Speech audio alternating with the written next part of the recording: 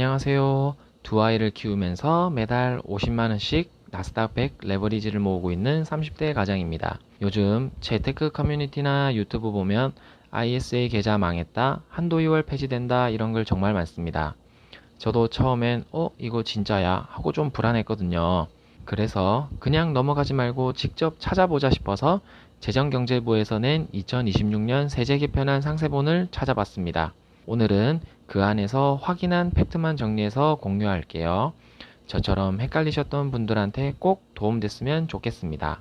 제일 많이 보이던 소문이 앞으로 안 쓴 납입 한도가 2월 안 된다 이거였습니다. 저도 처음에 이거 보고 그럼 지금 서둘러서 한도 채워야 하나 싶었거든요. 근데 원문을 직접 찾아보니까 이건 오해였습니다. 먼저 왜 이런 소문이 생겼는지부터 설명드릴게요. 원래 법조문에는 연 2천만 원 곱하기 이런 누적 납입액이라는 수식으로 되어 있었어요. 쉽게 말하면 올해 2천만 원 한도를 다 안 채우고 1천만 원만 넣었다면 남은 1천만 원이 다음 해로 넘어가서 다음 해엔 3천만 원까지 넣을 수 있는 구조였습니다. 이게 바로 2월이라는 건데요. 근데 이번 개정안 문구만 보면 이 복잡한 수식이 사라지고 그냥 연 2천만 원, 총 1억 원이라는 딱 두 숫자만 나타나와 있습니다. 그러니까 언뜻 보면 2월 규정이 없어졌네 하고 오해할 수 있어요. 근데 이건 표현만 간결하게 바뀐 거지 실제 계산 방식이나 총 한도 자체가 줄어든 건 아닙니다. 총 납입 한도 1억 원이라는 큰 틀 안에서 연간 얼마씩 넣을 수 있는지는 기존이랑 똑같이 유지된다는 뜻이에요. 그러니까 결론은 지금 여유 있게 납입하고 계신 분들은 굳이 서둘러서 한도 채우실 필요 없습니다. 기존에 가입하신 분들도 한도 뺏기고 이런 일은 없으니까 안심하셔도 됩니다. 오해는 이거 하나였고 대신 진짜로 조심해야 할 부분이 두 가지 있었습니다. 먼저 저도 이건 보고 좀 놀랐는데요. 원래 일반 ISA 계좌는 최초 3년만 지나면 그 다음엔 제한 없이 10년이고 20년이고 계속 연장이 가능했습니다. 그래서 많은 분들이 ISA를 평생 계좌처럼 생각하고 장리 복리 투자용으로 활용해 오셨을 겁니다. 저도 그런 식으로 세팅하고 투자를 하고 있거든요. 근데 개정안을 보니 최초 3년, 총 계약기간 최대 5년까지만 연장으로 상한선이 딱 생겼습니다. 이게 왜 문제냐면 5년이 지나는 순간 계좌를 무조건 만기 해지해야 해요. 그리고 계속 투자를 이어나가고 싶으면 새 계좌를 다시 신규로 만들어야 하는데 이때 몇 가지 번거로운 일이 생깁니다. 일단 비과세 혜택 계산이 새로 시작됩니다. ISA는 만기 시점에 그동안 발생한 이자 배당 소득에 대해 비과세 또는 저율과세를 적용해주는 구조인데 계좌를 새로 만들면 이 카운트가 처음부터 되는 거죠. 그리고 그 안에 담아뒀던 주식이나 펀드도 매도했다가 다시 사야 하는 경우가 생길 수 있어서 세금이나 매매 타이밍 측면에서 신경 쓸 게 많아집니다. 그러니까 지금 일반 ISA 계좌로 10년, 20년 장기 투자 그림을 그리고 계셨던 분들이라면 이 부분은 반드시 알고 계셔야 할 변화예요. 이번 개편의 메인 카드인 생산적 금융 ISA 얘기도 해야겠죠? 총 납입 한도는 연 2천만 원에 총 2억 원, 만기는 최대 10년, 이자와 배당은 전액 비과세입니다. 숫자만 보면 진짜 파격적인데요. 기존 일반 ISA 한도가 1억 원이었으니까 딱 2배고 비과세도 일부가 아니라 전액이라는 게 핵심입니다. 근데 저 같은 경우 여기서 딱 걸리는 부분이 있어요. 바로 투자 대상 제한입니다. 이 계좌는 국내 상장 주식이랑 국내 주식형 펀드 그리고 국내 성장 펀드나 BDC라고 하는 기업 성장 집합 투자 기구 정도까지만 담을 수 있습니다. 이름 그대로 국내 생산적 금융, 즉 국내 기업이 국내 시장에 돈이 흘러가게 유도하려는 취지로 만들어진 계좌인 겁니다. 그러니까 제가 지금 모으고 있는 타이거 미국 S&P 500이나 미국 나스닥 100 같은 상품은 국내 증권사에서 원화로 사는 상품이라도 기초자산이 해외 지수다 보니 세법상 해외 자산으로 분류돼서 이제 이 계좌에 담을 수가 없어요. 그리고 원문을 보면서 하나 더 확인한 게 있는데요. 이 계좌는 가입 후 3년 안에 원금을 초과해서 인출하면 계좌가 해지된 걸로 간주되고 그동안 받았던 비과세 혜택에 대한 세금을 다시 추징당하게 됩니다. 청년 특례로 소득 공제까지 받으신 분이라면 그 공제분까지 같이 추징될 수 있어요. 그러니까 이 계좌는 급하게 뺄 수 있는 돈으로 세팅 안 하시는 게 좋아요. 대신 좋은 소식도 하나 있습니다. 기존에 갖고 계신 일반 ISA 계좌나 청년 도약 계좌 같은 상품이 만기되었을 때 그 자금을 생산적 금융 ISA로 한 번에 일시납할 수 있는 연계 제도도 같이 생긴 겁니다. 한도는 최대 2억 원까지고요. 지금 일반 ISA 계좌를 가지고 계신 분들도 나중에 만기가 되었을 때 이 계좌로 옮겨 탈 선택지가 생기는 겁니다. 그래서 저는 이렇게 정리했어요. 한도 2억에 전액 비과세라는 숫자만 보고 무조건 좋은 계좌라 판단하면 안 되고 내가 평소에 어떤 자산을 모으고 있는지 그리고 이 돈을 몇 년을 묶어둘 수 있는지부터 먼저 따져봐야 한다는 거예요. 지금부터가 중요합니다. 바로 적용 시기입니다. 적용 시기는 2027년 1월 1일 이후 신규 가입이나 만기 연장분부터입니다. 그럼 반대로 말하면 올해 2026년이 아직은 골든타임인 거죠. 저도 올해 안에 계좌 세팅이나 만기 연장을 미리미리 해두려고 합니다. 이 얘기는 제가 뒤에서 좀 더 구체적으로 정리해 드릴게요. 참고로 이런 정책 변화 놓치기 쉬운데 제가 나올 때마다 이렇게 원문 찾아서 정리해 가지고 올리고 있으니까 제가 계속해서 전달하겠습니다.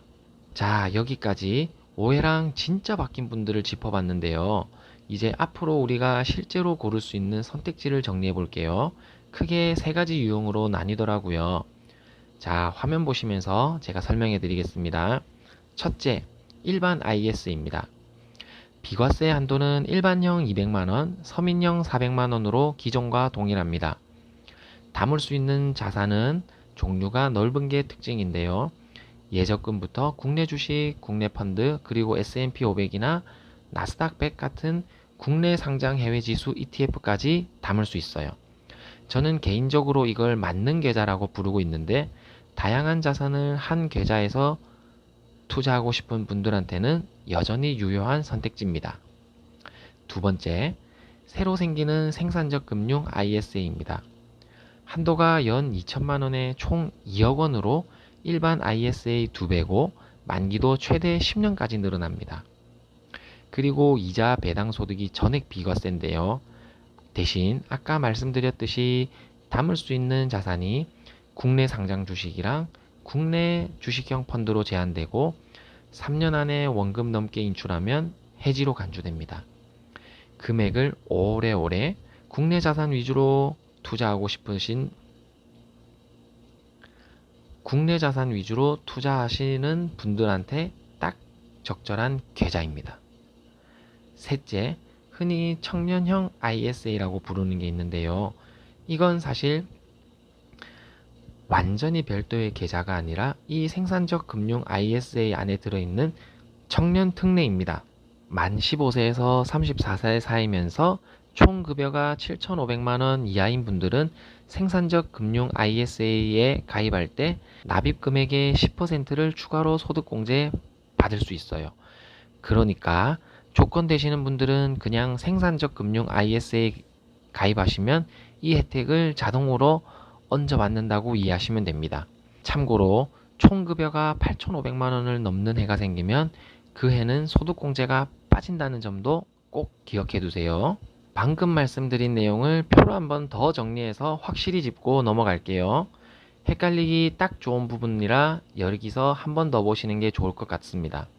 참고로 표에서는 이해하기 쉽게 청년형 ISA라고 적어뒀지만 방금 말씀드렸듯이 실제로는 생산적 금융 ISA 안에 들어있는 청년 특례라는 점 감안하고 봐주세요.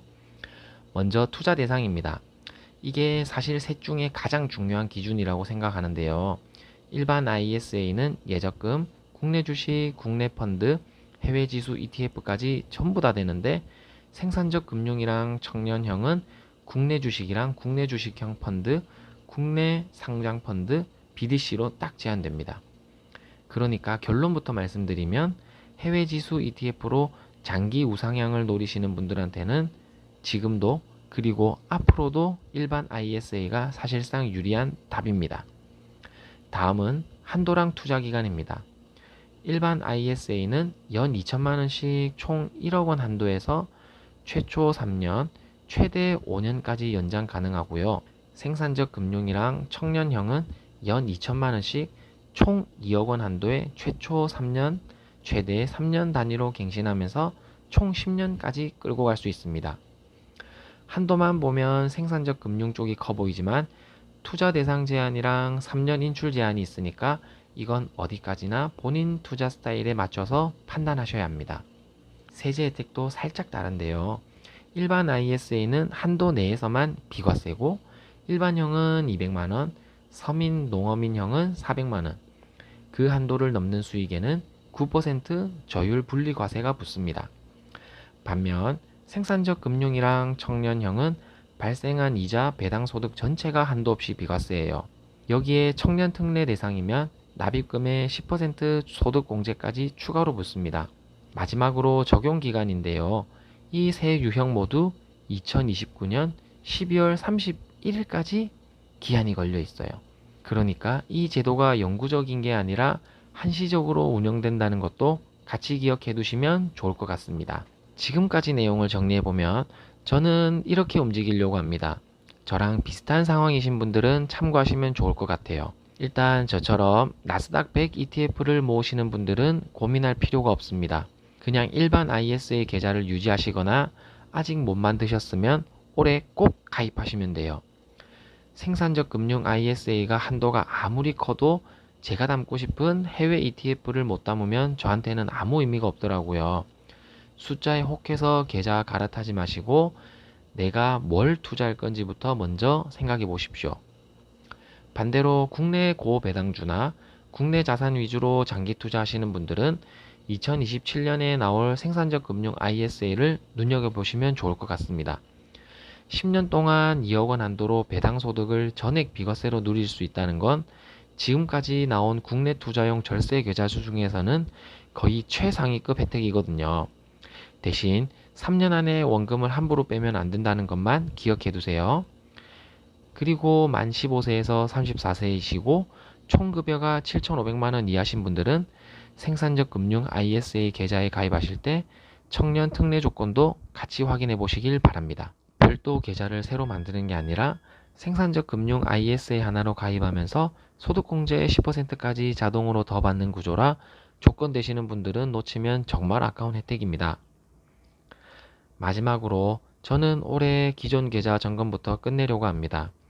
본격 적용은 2027년 1월 1일, 즉 내년 1월 1일부터니까 그 전에 미리 계좌를 개설해 두거나 만기를 연장해 두려면 개정 전에 유연한 제도를 최대한 활용할 수 있는 시간이 아직은 남아 있어요. 오늘 내용은 저도 원문 찾아보면서 직접 정리한 거라 혹시 제가 놓친 부분이나 다르게 해석한 부분이 있으면 댓글로 편하게 알려주세요. 이만 30대 가장의 투자일기였습니다. 감사합니다.